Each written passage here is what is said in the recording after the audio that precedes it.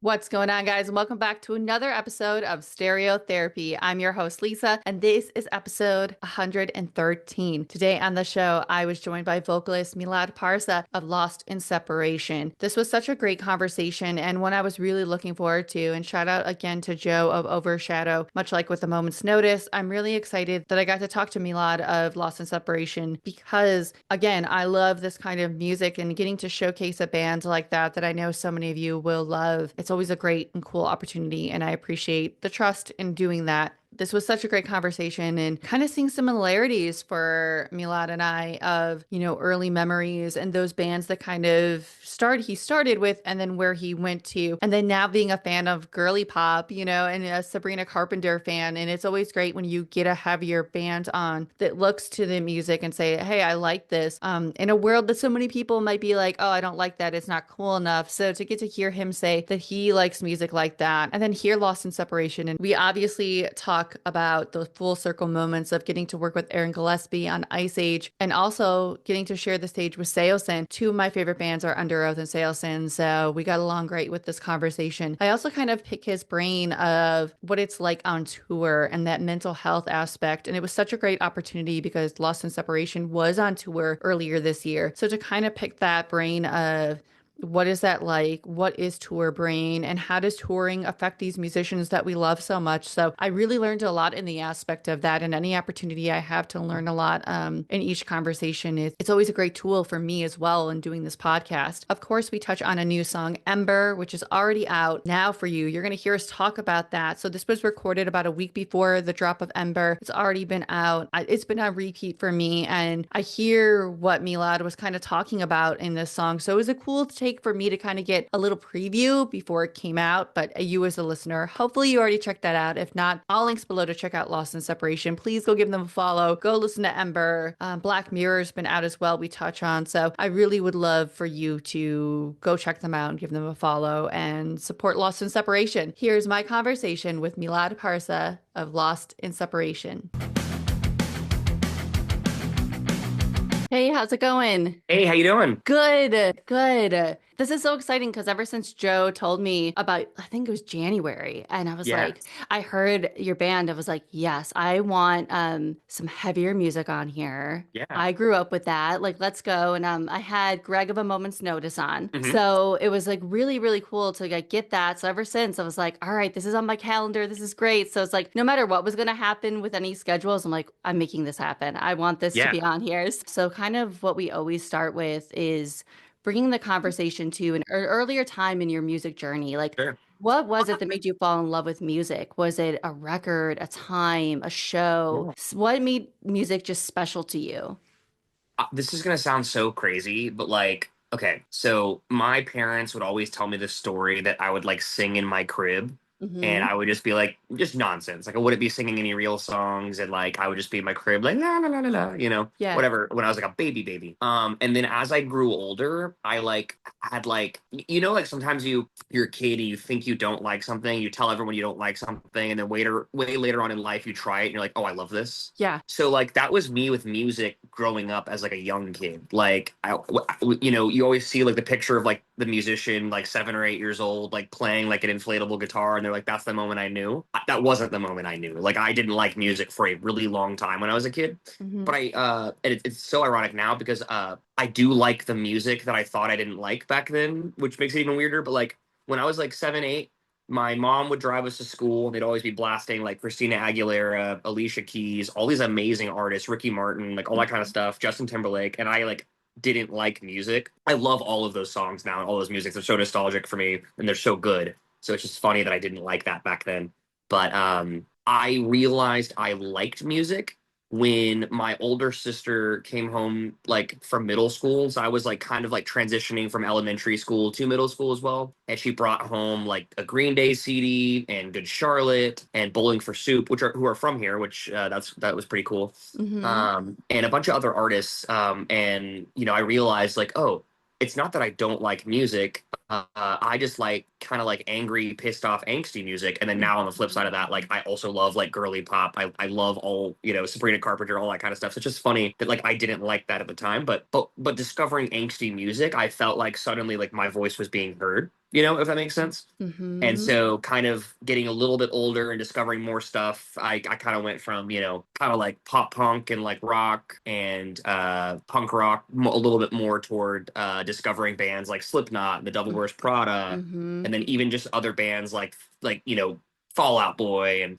my as my music taste broadened, I realized like hearing screaming like scratches an itch in my brain in a way that I cannot explain, and I never would have in a million years like even thought of that as a thing. And I just heard it one day and I was like, this is incredible. Like I like music now. Yeah, so that's kind of it. Like and then from there, I wanted to make a band with my friends, and so I bought a bass because I had like zero musical talent.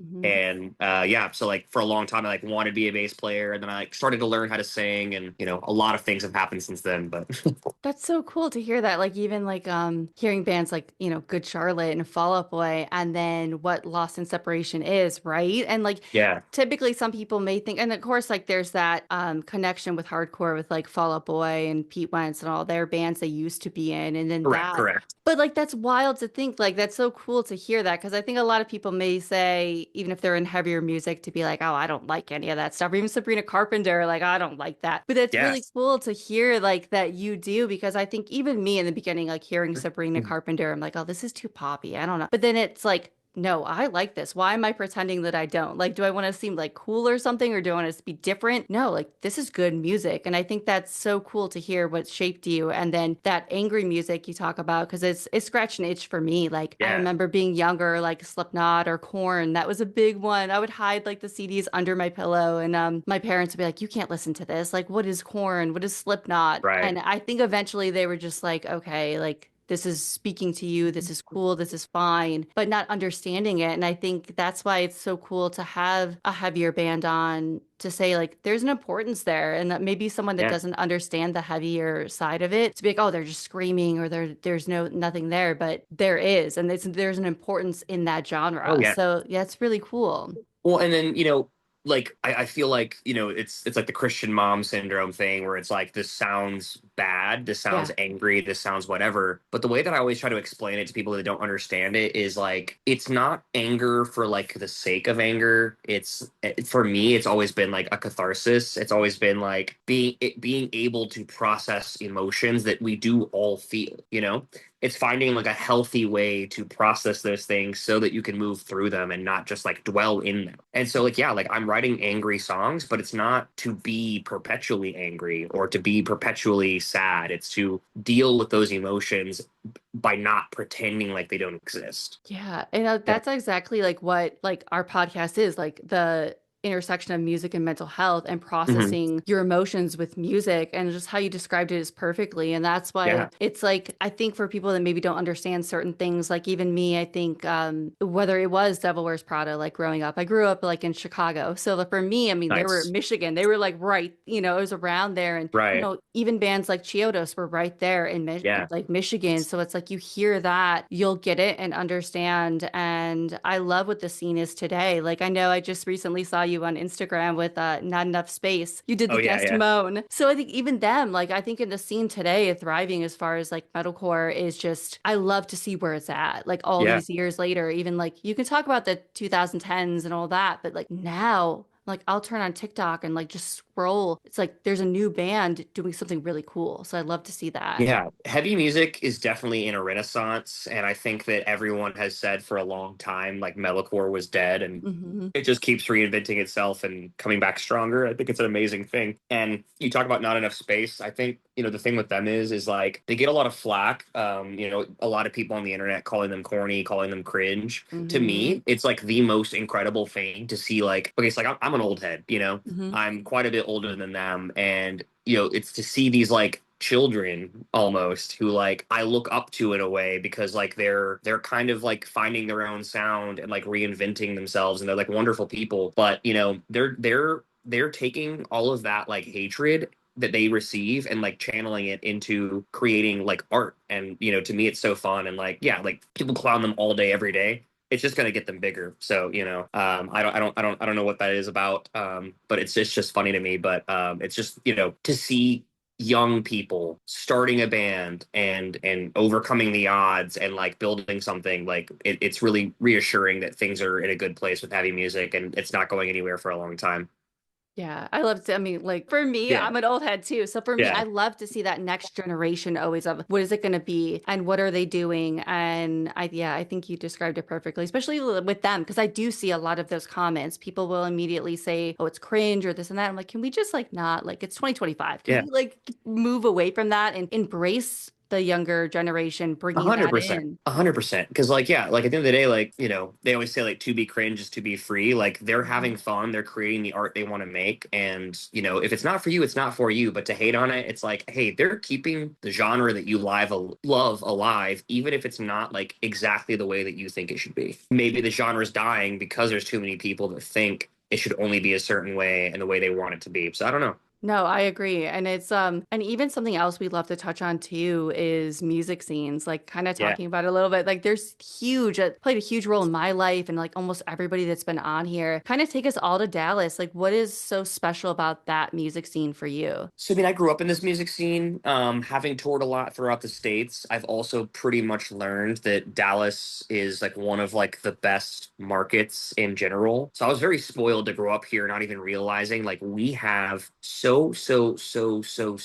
many talented bands from here. We have so many wonderful, supportive showgoers and fans that come out and make the shows really special. Having been not even just being a band from Dallas, but like if I'm like doing merch for a band and like out on the road just working for somebody, getting to Dallas, there's always like a special energy that like doesn't get matched on tour. I can't explain it, but yeah, like it's I think it's just one of the best markets. We have some of the most amazing bands from here and people that go to shows, and every time I can play a show in Dallas or even just pass through Dallas on tour working for somebody else, it's always a treat because the people show up and they give you their energy and it's amazing. Yeah, I love to hear that because it's like again, I was spoiled too. Like Chicago, that Yeah. market and that scene, and then now I'm in New Jersey, which is like the same but different. And it's hard to describe, but it's like that too. Like people show up here much like that. Like people Yeah. will it could be a smaller band on any scale and a local show and people are showing up. And I think Yeah. it's really cool to hear that because some people I know even when I started this podcast, it was like Texas I had in my mind. I'm like, oh, you know what? Like I don't know, maybe like a different type of style, like more country, more this. And I'm like, I was really not as educated in that. And once I talked to a couple bands and they're like, no, like it's not what you think. And I love to bring light to that, that even if you have maybe what you think of the Southern states, there's a lot going on. And if you look, like you said, Yeah. the bands that come from there, I mean, that alone says, hey, like there's something bigger going on there. 100%. Yeah. And, we're very fortunate.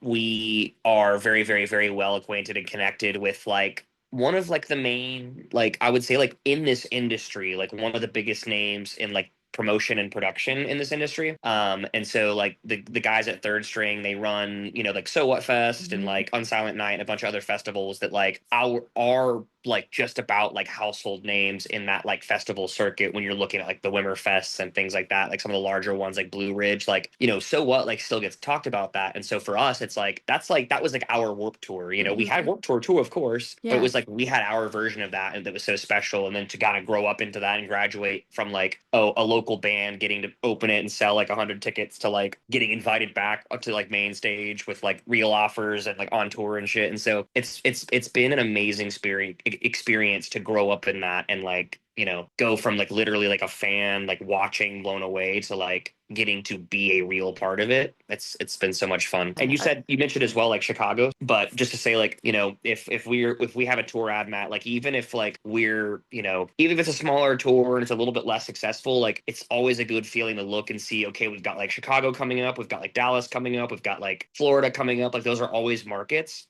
where like our friends will be in attendance and our fans will be in attendance, and they can kind of save you when you're maybe mental health or energy or whatever is like low on the road, and you see like, okay, I've got like some familiar cities and faces coming up, like that can always give you like a big morale boost knowing like, yeah, at least there's going to be some shit. Can only imagine that too. Like I never even thought about that. Like when maybe you're on the road or that, and and you hear some bands too talk about that. Like, even on a big level, I can't think of who was on the interview I was watching, but they were saying like, especially when they get to like, like they get to like Los Angeles, any of that, San Diego, they're like, okay, if I'm touring over there, I know this is how it's going to be. And I think that's always so interesting Yeah. to think about. Like I never really thought about that. I just see the dates and I'm like, okay, where's my date? Like who's coming to Right, me? right, And right. like not even like thinking like different places do hit. And even living back in Chicago, I always heard that and I felt that. Like even when I came here at first and a couple shows I would go to and I'm like, oh, like this is Jersey. Like and now I see it's different. It depends on the venue and the show you're going to. If it's a bigger show, obviously it's different. But and even talking about that now, like you said, you would attend So What and then getting to play, that has to be a full circle moment. But I want to really talk about for me, like diving into your band, Aaron Gillespie, you got to have almost like that Yeah. full circle moment with Ice Age, which I think again, I don't go into like on here about like, oh, how'd you get your name? Because like anyone can put two and two together, the inspiration for your name. But I think obviously having that special love for Under Oath, how is that getting to have Aaron Gillespie on Ice Age? So to start it off, in eighth grade, the Mm-hmm. first live music concert event I ever attended was Under Oath, Seosin, and the Devil Wears Prada. Mm-hmm. Three still of my favorite bands of all time. And so that was like a mind blowing experience for me. I had never seen live music in any capacity in my life. To this day, that's one of the best shows I ever attended. Just absolutely like jaw dropping, mind blowing experience. And so that was around the time it was Under Oath touring on Lost and Sound of Separation, if I'm not mistaken. Mm-hmm. I could be wrong. I didn't quite understand like how things worked back then. I was like pretty fresh into music, so like I didn't understand that like bands drop an album, they tour on that album for 2 years, and like so I genuinely don't even know like, but I'm pretty sure it was the tour for that record. Yeah, I'm trying Um, to think too. I'm like in my brain, I'm like, when was I know I went to that tour too. So I'm like, yeah, where 2008. yeah. I believe the record dropped in 2008, if I'm not mistaken. And so that all like mathematically adds up. But Yeah. yeah, and I saw Seosin for the first time and Devil Wears Prada for the first time. I only knew the song 7 Years by Seosin, so I like retroactively got into them, and then to this day they're one of my favorite bands. We just did a run with them in Mm-hmm. September. Fucking phenomenal, incredible dudes. Mm-hmm. That was like another full circle experience as well.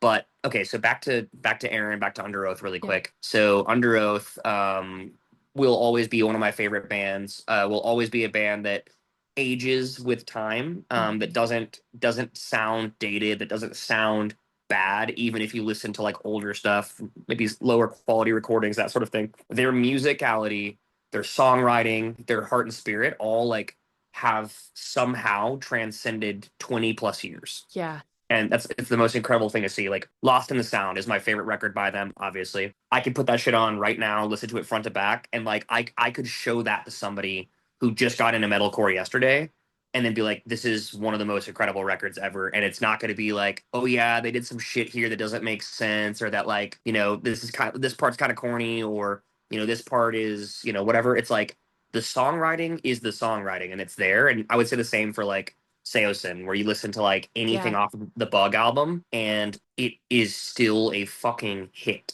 Yeah. Now, I'll say this, Devil Wears Prada, still one of my favorite bands, was my favorite band at the time. I love their old music. They pioneered a genre. I think they would also say like, hey, this shit does not hold up anymore. Mm-hmm. And I think they feel that way too, because you listen to their shit now and it is like that untouchable level of like songwriting that like these other bands were doing back then too. But I say that through the lens of like that still was, of all the bands I liked, my very favorite at the time. So I'm not even like, that's not even a diss, but I would Mm-hmm. I would also say that like, yeah, like some of the songwriting choices didn't hold up. Right. But that's just, I think, the nature of like being experimental and like I said, pioneering a genre. I don't think they get their flowers as much in like the whole like crabcore, risecore kind of like synthy singing breakdown bands like some of the other bands do. Then of course you have like Attack Attack, Yeah. undeniably writing hits too. But I think like Divorce Product is one of the foundational pioneers and like sometimes gets left out of the conversation. Yeah, But no, anyways, you're absolutely right in that. I even think they were when we were young. yeah. And I think Mike was talking about that even like about their music and even playing was it Plagues? I think it was. That's what they played. Yeah, I'm pretty sure. And even saying that, like some of the things, like going back to it, you almost think differently now about it. So I yeah, don't, yeah. So it's, but I do, I think they're still like left out of the conversation. Like I think they're playing Warp Tour this year. yeah, And I remember I was like, oh, that's so cool. Like they're playing like what a like almost throwback for me. And like some people I know, they're like, who's that? I'm like, what do you mean, who's that? Like right. they need to be in that conversation. 100%. And on that note too, I think they need to be a part of the conversation in regard to like just being a modern band now because they have totally reinvented themselves and are in their own renaissance as well. I think they've like done some of the biggest headliners of their career like recently, Hmm. and they are not like a nostalgia cash grab band. They are like 100% like a well established like staple band in the scene again. Like if you haven't had a chance to like dive into some of their newer songs like Ritual or Hmm. like you'll be blown away. But anyways, so I keep going on these tangents. I do want to talk about working with Aaron. Yes, yes. So yeah, it was always like a dream of ours to collab with like several of our favorite artists. I used to work at Apple for 7 years with Jake, our bass player, actually. Hmm. And I had a manager that worked there. His name is Phil. He was a founding member of Switchfoot. He left, started his own band. He ended up doing like guitar tech work for like bands such as like Under Oath, The Almost, Paramore. Oh, wow. So he was pretty established and well connected as well. Really, really, really amazing dude. But due to like having toured so much with Under Oath and then the Almost as well, he had a really, really, really, really, really close connection to Aaron, and he recognized immediately that we named our band after one of his albums, and was just always in my ear, like, dude, like I got to get you guys set up with Aaron. And I was like, hey man, I would love that. Like, we're kind of like doing more of like the heavy gent shit right now. It's not really like a time where it's gonna make sense. And then finally we got to the point where like, well, let's write a song where it makes sense. So we sat down and we like wrote a song for Aaron from Under Oath, and then we Phil was able to get us in contact, and he was so quick and easy to work with, and so I went from basically just being like a stranger and a fan to like working with him and collabing, and now every time he's in town, he's always we've never gotten to like actually perform the collab live together, and it's one that we don't have in our set right now. But he did see us play it once, which was pretty fun. But he's always down to like hang and offer a word of encouragement and like catch up and stuff. He's a really good dude, and it's just cool to see that someone who can be so disconnected from it will take the time like that. And so, we've collabed with other artists, and they're not always as chill or as nice or as like, down to hang. So Oh, I love to hear that because I love Under Oath was huge for me. I mean, that's where I am like when I was younger, that's whether it was before, obviously Slipknot, but then Under Oath, being into that scene to find the great line, like that is where I was like, what is this? I'm connected to this. They're just such an important band. And hearing that Aaron is so great, like I love the Almost too. That's another thing yeah, that I feel like never got its flowers properly that it yeah, deserved. And so to hear that and to hear that he's so kind and I love anything Under Oath and Aaron Gillespie. yeah, So like I was like, oh, I gotta ask about this because I'm with you. Like it's cool in full circle moments like that. And those moments stick with you too. It's almost like, okay, we accomplished this. Where else can we go with what we yeah, do? And I love that. So anytime someone's on here that has that full circle and like they get it and they'll understand it, like that's what I hold on to all the time. Although different, it's a really cool thing. yeah. So when we did that run with Seosin, that was another like full circle moment for us. We did Yeah. that with Cove. We did it with Cove actually. Yep. So I think they take this really interesting approach. Like their Instagram's bio says member fluid. I think that's really funny. Yeah. Where it's kind of just like, I don't know, and I don't know if there is any drama or any weirdness. So I'm gonna look at this just through the lens of like, there's all these multifaceted artists that have all these different projects, and so it's like, okay, if someone's prioritizing this project, then we bring this guy in, and this guy's prioritizing this project, we bring this guy in, and then everyone's kind of like still somewhat like a part of the family and part of the experience. So I don't know. I think it's just kind of cool that like, okay, like, Anthony comes back once in a while, Cove comes back once in a while, but they have their other projects and their other bands as well. And I don't know. It's just really interesting to me. Yeah, it is. And I think it's like Cove brings something different, Anthony brings Yeah. something different. And I love to see that difference and hear that difference. Like I know like at first the Bug album, to some people they're like, oh, no, it's translating the name, but I'm like, they're both special and they're both Yeah. awesome. And I hear Cove's wonderful. So I'm like, you know what? That's what we're gonna roll with. And Yeah. um even getting into your music, like what drew me to you is like when I really sat down with it, I was like, I'm a lyrics person. I love lyrics. Like that's what I love to dive into. So diving into your band where there's that storytelling element in the lyrics where which I love. I'm like, this is it. This is what I'm that kid forever that like wants to sit and like read as I go, dissect the lyrics. Even talking about you can talk about Ice Age and what you touch on, but I looked at Lost in Conversation you guys did on YouTube, which was really cool to hear you guys I'm speak glad you about watched these that. songs. It was so cool. And I that's kind I of felt like that flopped, so I oh appreciate that some I people really enjoyed that. I couldn't believe some of the views on that. I was like, I'm gonna link it for like everybody here to like go back because it's cool to hear people listen to or and get to hear from the artists, like the whether it's the lyrics, production, and everything that goes into that. And for me to kind of hear what you put into these songs, whether it's the implication of our global conflicts or, the warmongers, the greed, like just this real life stuff that today, like look at where we're at in 2025. We have a lot of conflicts going on. Do you almost think like music and your band gives you that outlet to further talk about those things? Yeah, and so, I think in like earlier stages of the bands, like I was really like outwardly and like openly political. Hmm. And like I would be like talking shit on stage, and I can kind of recognize now where like that might have like deterred people from wanting to listen to us. And so, the kind of approach that I take now is a little bit more of like let the stories tell themselves. People are going to listen to the songs whether or not they like them, and from there they kind of have like the tools. If they can like read the lyrics and then watch like a Lost in Conversation video, they might be able to kind of unpack some of the messaging.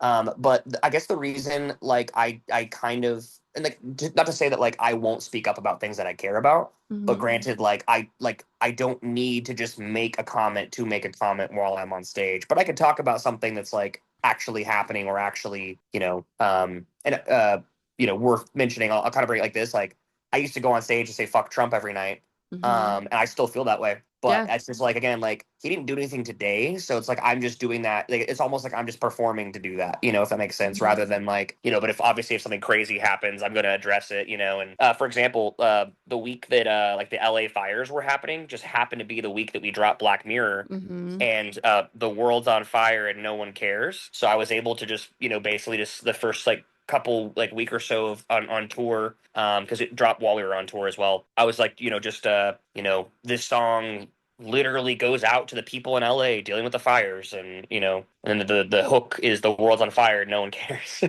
So but we pretend that we do with a like and a share, and it's kind of just this concept of like unpacking like how our addiction and desensitization, addiction to technology has made us so like desensitized to like everything going on in the world around us, and just this overload of information, and like our little caveman brains can't process all of it, and so no one really knows what to do.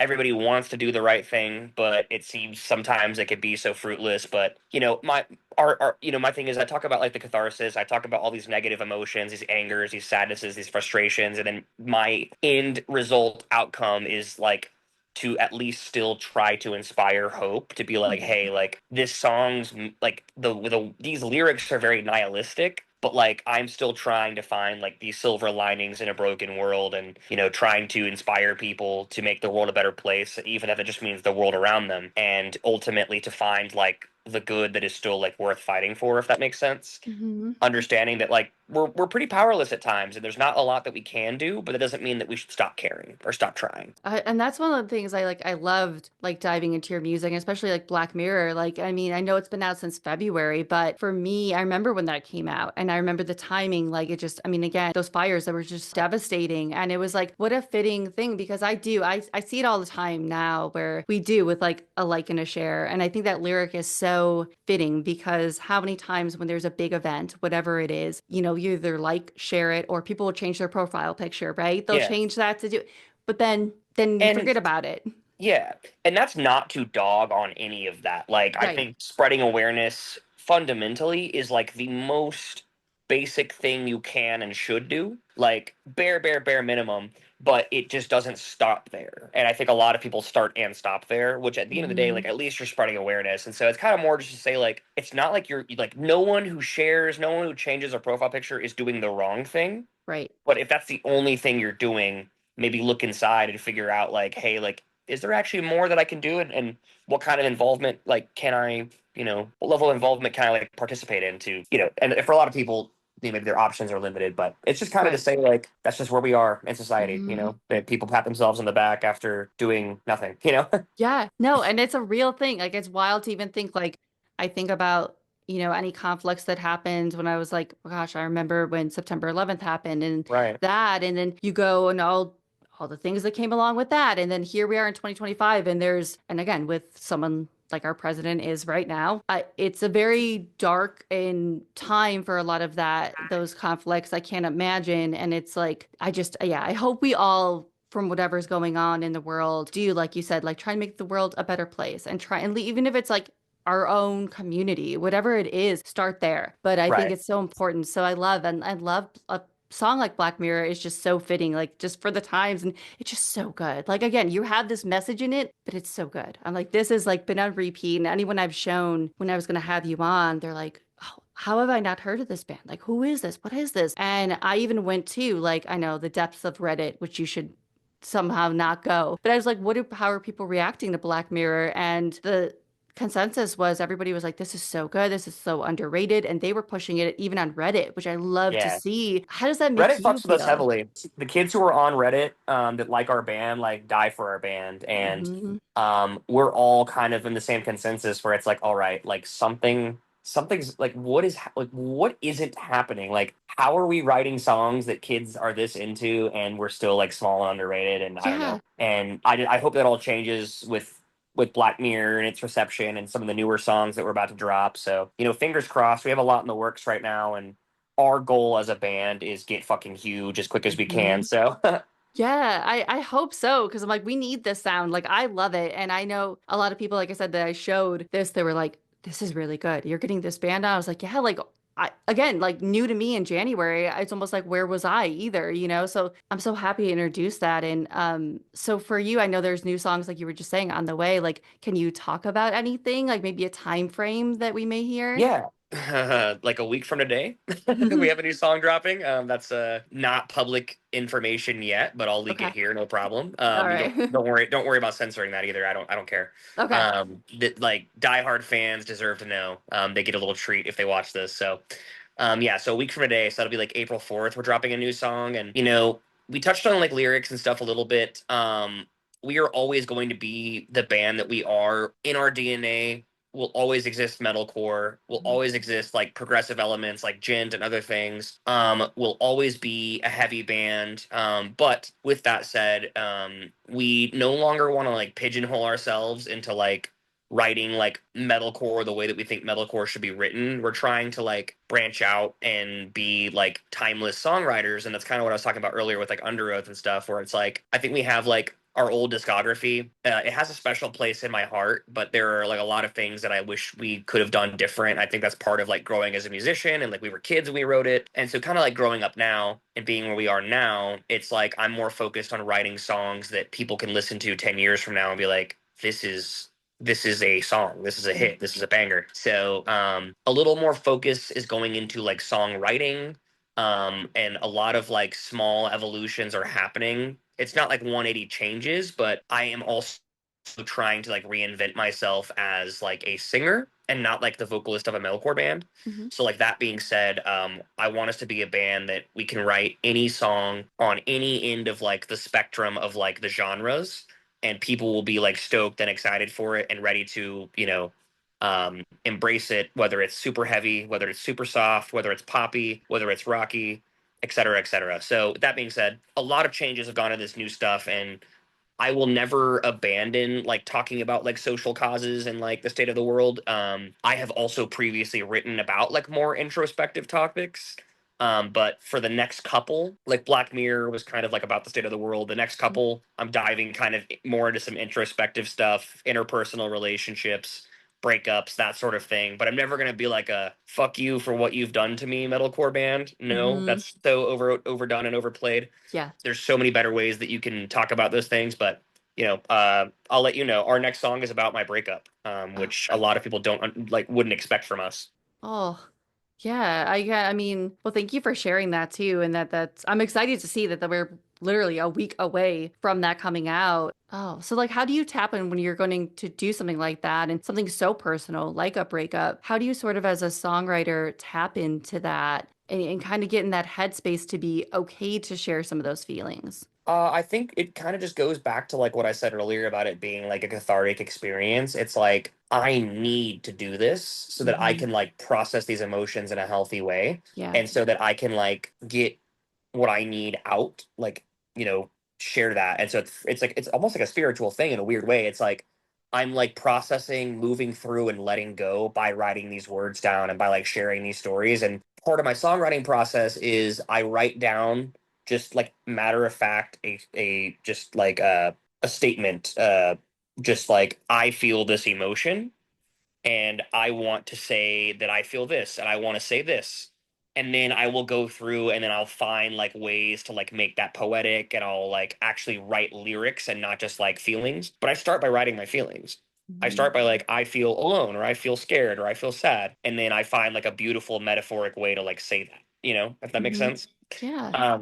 And then kind of looking at like Ice Age and the Sabretooth record and stuff, like completely different subject matter. And I don't know a lot of people that can relate to the feelings of like basically like your entire nation being in like diaspora. There are people that can, but Hmm. like that's not a very common experience. And so, I'm talking a lot about like my Iranian heritage and like our diaspora from our homeland, and how like a once like prosperous, wealthy, beautiful nation was like taken over by like religious extremists, and now it's like a terrible place to be. And so like not a lot of people understand that, know about that, can relate to that.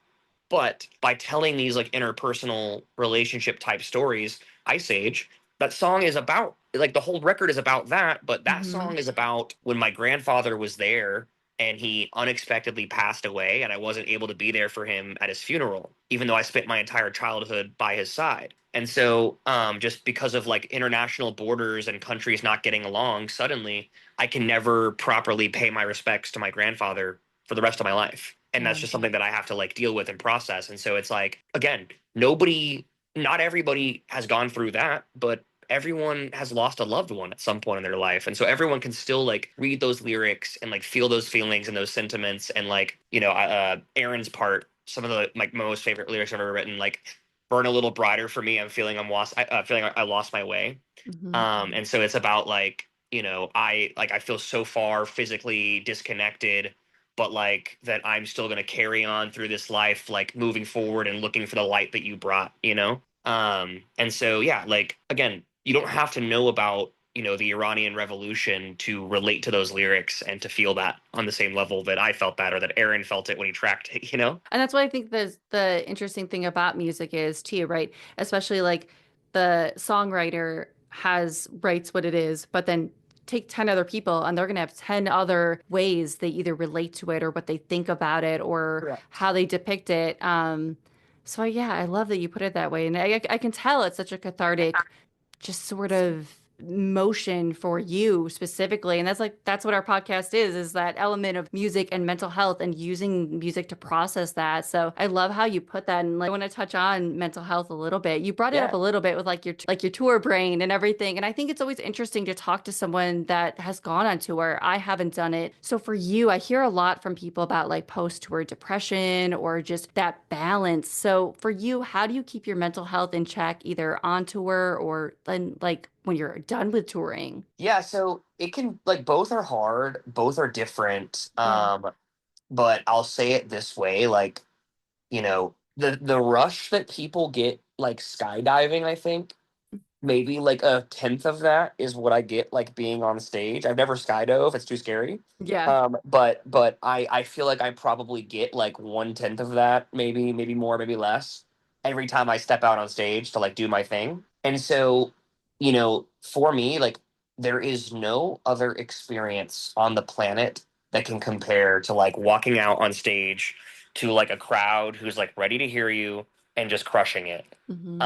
And so like first and foremost, like music as an expression, as a cathartic spiritual experience, walking out on stage, performing all of that, like is the most amazing feeling in the world to me. It trumps everything and anything else. And so every little hardship and heartache and difficulty and issue on tour, like, is worthwhile because of how incredible that is as an experience. So, there's no other place I'd rather be. Now, that doesn't mean that every day is like sunshine and rainbows. And, it can be really hard to juggle mental health and like burnout when I'm like crew on tour, when Mhm. I'm not like touring as my band, because it's like I am not here for the passion. I'm only here for the money, and I don't get to go home for 2 more weeks, Mhm. and so that can be really hard. So I think, if you're gonna live in a van with like five other guys, the most important thing that you can do is be patient, be as respectful as you can, and do what you can to like take care of yourself and be by yourself. And so if you already have like poor mental health or like poor discipline, like it could be a really hard adjustment. But if you're an introspective person who's willing to like deep dive, look within themselves, and like always be willing to like grow and listen, you can always find ways to like make it work. But I think just advocating for yourself, being patient when you need to be, and then in general, just taking time to take care of yourself, I think really is all you have to do on tour. There's going to be lots of nights where you miss your family. There's going to be lots of nights where you miss your friends. And like the part that really sucks that nobody ever talks about: holidays, birthdays, anniversaries. Um, Life will fly by without you. And you'll notice that people that genuinely care about you don't even reach out as much because they just expect you to be gone, and then you have to be more intentional with your time when you are home. And so, yeah, I talked about tour brain a second ago. Like, um, getting ready for tour can always be really stressful. Going on tour, it's like life is a roller coaster. It's like a cinematic experience. So much fucking fun. And then you get back home and you're like, fuck. Yeah. Now, like, I don't get to do this again for 6 months. And I have like my next two tours locked in. Lost has a fall tour that we have not announced yet, and that's no, I'm not saying any more about that. Yep. But so you asked me like how I take care of my mental health on tour, and it's basically just being able to like take time to be by myself and to like take care of myself, but also you know, yes, I don't get to see my family and friends that are home, but there are so many family and so many friends I get to see everywhere else.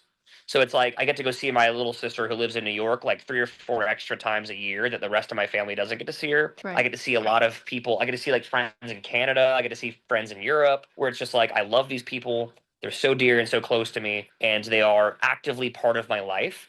But where I would have never met them in a million years, I can at least see them like once or twice a year now because of it. And so it is a balance. But then you ask like how I take care of my mental health off tour. Yeah. I obviously prioritize spending as much time with my family as possible. I don't work too terribly hard when I'm off tour. I just bartend on the side. So if Lost is not on tour and I'm on tour, it's because I'm doing like a merch gig. And if I'm just at home, then I'm just bartending like a couple nights a week for a little bit of extra cash. So I have a lot of time off when I'm home, and I just fill it as much as I can with investing in socializing with the people that I care about and reminding them that I'm home and reminding them that I care about them. And then my mental health can like sometimes kind of tank when I feel like there's like nothing really on the horizon. So I always like joke, and this is unhealthy, but I always joke that like as soon as we lock in our next tour, then my mental health is like through the roof. Hmm. Like cool, like I just got through the next 7 months unharmed, because I know what the rest of my year looks like. And I know that's like so unhealthy, but it's like the idea of like sitting and waiting and not knowing can be really scary as an artist, especially like a smaller band our size, where like we're getting older, we're not getting as big as we want to get, and we have enough people being like, how the fuck is this band so small, to where I'm like, there's hope, there is hope. Yeah. But yeah, so having another tour locked in never hurts. I just had a guest on a little bit ago that talked about the things you were saying about not only just the artist, but like you mentioned, like being a crew member. You were on the crew, and there's that aspect, or the missed holidays, the missed birthdays, things like that, and having to deal with that, and just everything you described. They said something very similar, and just it's how taxing touring is what joy you can have on it, but then the highs, the lows, and then you get back to normal life. And then you look for those like, hey, I have this tour planned and I'm excited about it and can bring you up. And I think it's always interesting to hear that side because to me, when I see a show or a tour routing and I'm like, oh great, here's my date, and not even thinking about like, okay, well this person now they have to plan this. They started in January. Maybe I don't see them till the end of February, and like just all the life that happens on touring. So I appreciate you being open with that, with your mental health on tour, because that's a real thing that happens to so many artists. Yeah, and I would say that like, my mental health, the worst thing that happens to me with my band when I'm on tour is just that like I assume all of the roles of like a TM, if that makes sense. Hmm. And so there are decisions that have to be made, and I ultimately have to take responsibility. And it's one of those things where it's like, I'm not like equating what I do to like, to like somebody who's like in the military or something, but Right. it's like the equivalent of like, I have to make a decision that affects the outcome for every single person in my camp. And so if I make a decision that is unpopular or ends up being the wrong decision, that can sometimes like have a really big toll on like my mental health when it's like, fuck, I just pissed everybody off today. Yeah. Or worse. And so, it comes with its challenges, and I think that's why like communication is such a big thing. But like you're gonna live in a van with 5 people for a month, like, you know, it's not every day is going to be perfect, Yeah. and we've come a long ways as a band. We don't have shouting matches or arguments anymore. People have bad days, and you stay away from those people while they have bad days. You give them the time they need, but as a crew, we are very communicative and a lot more functional than we had ever been in the past, and that's just due to a lot of like introspective hard work between all of us. Yeah. And it's important for anyone listening too that's in a band. It's tough in finding ways to navigate that, whether it's Yeah. communication and like you said, kind of reading the room. If someone's having a bad day, maybe they're gonna go do their thing. However, you can do that and so you can kind of keep the peace. Well, and like real life is still happening while you're out. So like there's this like dichotomy of like we feel like seventh graders on a field trip on Hmm. tour, but then also like we are here to work and we have to be professional. And so there's elements of it that like, those two things are compatible with each other. And it's like, hey guys, like it would be really fun to hang out at this bar till 2 a.m., but it'd be even more fun to crush 2 hours of our 6 hour drive tonight and get up early and get there early. And so there's a lot of times where like if you put on your TM hat, like people are gonna be pissed at your decision. Hmm. But it's for the greater good at the end of the day, and so everyone just has to be willing to go with the flow and make sacrifices. And I think the easiest way, like if people are struggling on tour, they're either just flat out like not meant to be there and this is not like the life they want to live, or they just haven't learned how to like make adjustments to like, you know, sacrificing your own personal need for like what the greater good calls for. Yeah. And with more time and more experience, you become less green and you like learn those things and understand those things inherently. But it takes time.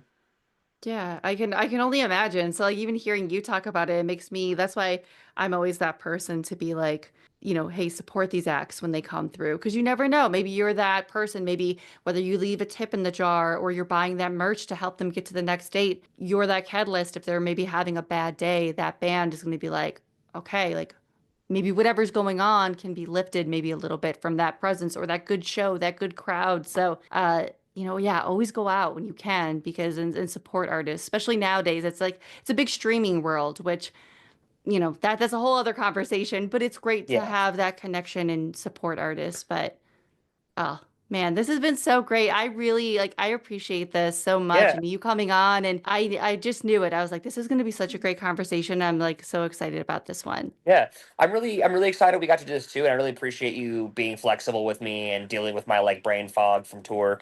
Oh, um So yeah, no, I really enjoyed this, and I hope we get to chat again soon. And again, just really appreciate you. and all right, that was our conversation. Again, such a great opportunity to get to talk to someone that has been a touring band and what's that's like. And I think a lot of us can have a lot of good takeaways with this, whether you are a touring musician, whether you love a band and you go see them play, and how to support those touring musicians and just mental health in general. I think we have a variety of people that listen to the show. Some people that are in bands, some people that are partners of bands, and anything in that nature. I think it's a great tool for us to all know how to support the mental health of the people around us or the people that we love their music. I'm really excited to see what's in store for Lost in Separation. If Ember is any insight to what is in store for Lost in Separation, I think they're definitely going to create a name for themselves in this genre, and I can't wait to see it. And I can't thank Milad enough for coming on my show, and it was really just a great opportunity. So again, thanks to Joe Overshadow as well for this opportunity. As for our show, we will not be back next week. I'm finally moving into my forever home. It's been chaos. I wanted to make sure this one got out there so it wasn't too far behind. So if you are listening to us for the very first time, we will be back. Going to take a week off and then be back with some more conversations for you guys. And I can't wait to share those ahead. And we just turned 2, which is amazing that our podcast has turned 2. It's been 2 years of this. It's wild to believe. And it's because of listeners like you, I get to have great conversations like this. So I appreciate you. Remember, a follow, subscribe to the show, as well as a positive rating and review. Go such a long way of supporting us. And I will see you guys next time. All right. Bye, guys.